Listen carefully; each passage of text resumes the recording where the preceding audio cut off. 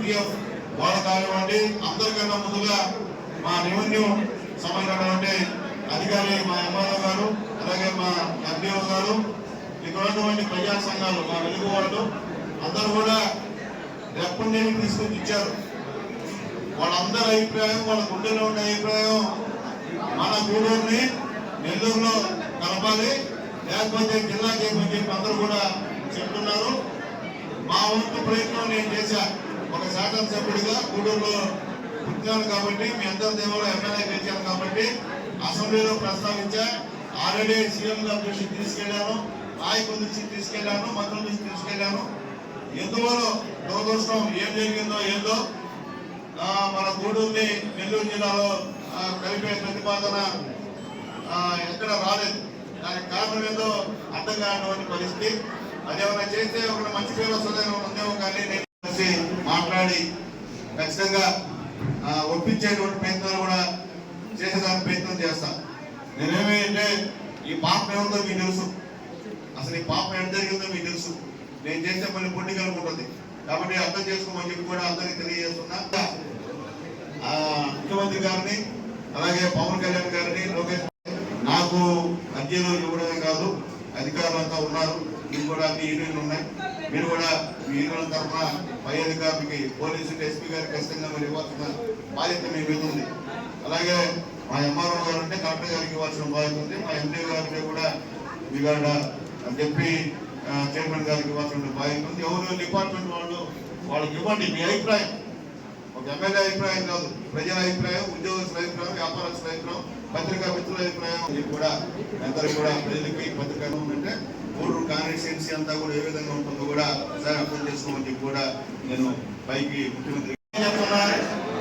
ఈ విషయంలో నేనైతే మా గూడూరు ప్రజల వైపే, అభివృద్ధి అయితే కాదు, ఆ ప్రజల అభిప్రాయమే నా అభిప్రాయం. దీనికి ఖచ్చితంగా ఇంతటితో ఏమీ నమ్ముండే పరిస్థితి కాదు. నేను కూడా సీఎం గారి దగ్గరికి వెళ్తాను, లోకేష్ బాబు గారి దగ్గరికి వెళ్తాను, విషయం చెప్తాను, వాస్తవం చెప్తాను. ఎందుకంటే ఆ రోజు ఇస్తామని మనం మాట ఇస్తాం, గూడూరుని ఎంతో కలుపుతామని చెప్పి మాట ఇచ్చాం. ఎలక్షన్ లో కూడా ప్రచారం అదే చేశాను నేను కూడా. కానీ ఈరోజు ఆ ప్రతిపాదనే లేకుండా ఉండడం నిజంగా కట్లో నీళ్లు వస్తున్నాయి. ఎందువల్లంటే ఈరోజు ప్రజల మనోగతం అంతా అదే. ముఖ్యంగా పేదవాళ్ళు ఒక అద్దె తీసుకెళ్ళాలంటే ఎంత ఇబ్బందో అర్థమయ్యే పరిస్థితి. ఈరోజు ఎమ్మెల్యేలు పోవాలన్నా అక్కడ ఎంత దూరంగా అధికారులు ఆఫీసులు ఉంటాయో అర్థం కానటువంటి పరిస్థితి. పేదవాళ్ళు అక్కడ పోయే పరిస్థితి మార్పు లేదు.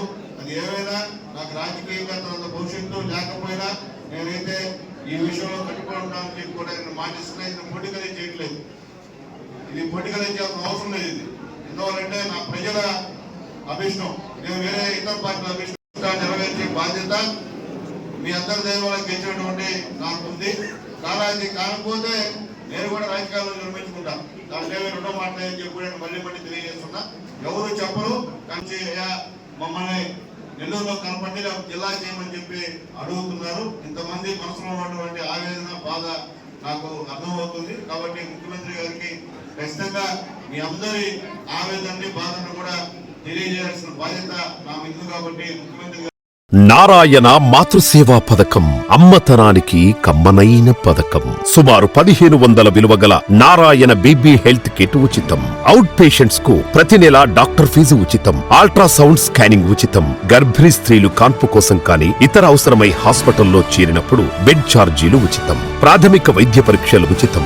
మందులు ఉచితం. బ్లడ్ బ్యాంక్ నందు అవసరమైన వారికి రక్తం ఉచితం. 5 నుండి 9 నెలల గర్భిణీలకు ప్రతి నెల చెకప్ సమయంలో ఉచిత డ్రై ఫ్రూట్ బాక్స్ మరియు వేరుశెనగ చిక్కీలు ఉచితంగా ఇవ్వబడును. బిడ్డ పోషణ నిమిత్తం తల్లికి 3000 రూపాయల నగదు అందించబడును. కాన్పు కోసం అంబులెన్స్ ఉచిత పికప్ సదుపాయం కలదు. నెల్లూరు నగర పరిధిలో నారాయణ మాతృసేవా పథకం, నెల్లూరు.